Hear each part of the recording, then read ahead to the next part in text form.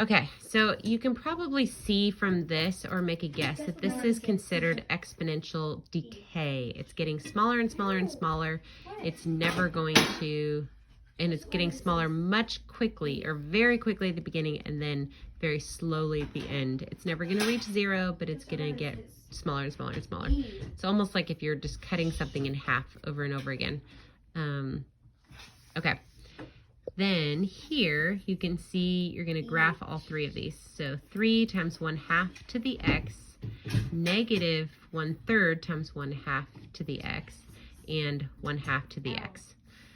So these two, again, if I could use the term parallel, I would. I don't think that's right because they're not lines, but they're going to stay exactly the same distance from each other the whole way through. It's going to be the exact same curve going through. Not the same distance from each other. I don't know how to say that, but they're like going to stay exactly, follow the same curve together. They're just starting at a different spot. And that's the difference between this the 3 and the 1 there. Now this one is going to be negative. So as you can see, it's actually going down like that. Or I guess it's coming up and it's trying to get into the positives. It will never actually get into the positives. So negative 1/3 times 1/2 to the x power is gonna be this one right here. So you can graph it out, chart it that way, and then graph it to see. This one asks whether it's exponential growth or exponential decay.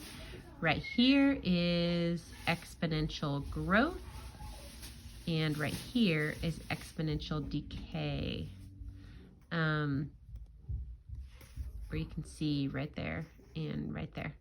So this one isn't going up quite as fast as some of the other ones we've seen, but it is going to start going faster and faster and faster as it keeps going. Exponential growth, exponential decay, smaller and smaller and smaller. The difference between that is if B right here is less than 1 and greater than 0, or if it is, if it's greater than 1, or if it's between 1 and 0.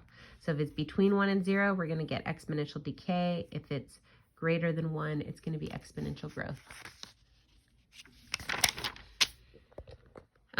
Okay, so here's where we're doing kind of the money real world ones. And now if it's getting smaller, remember we have to have, if it's exponential decay, it's going to be between 0 and 1.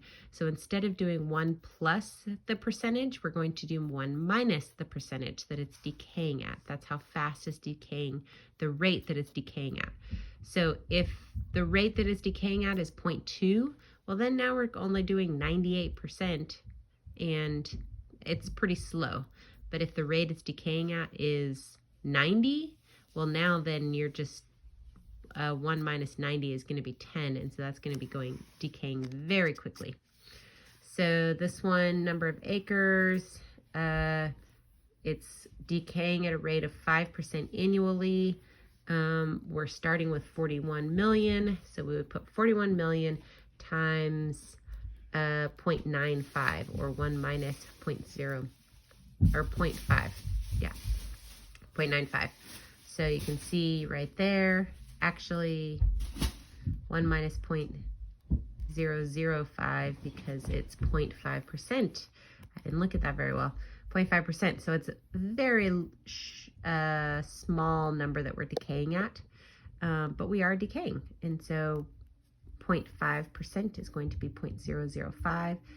1 minus 0.005 is 0.995, and 41 million, we went ahead and didn't put all the zeros for the million because we're going to have our answer end up be million. The answer's in millions.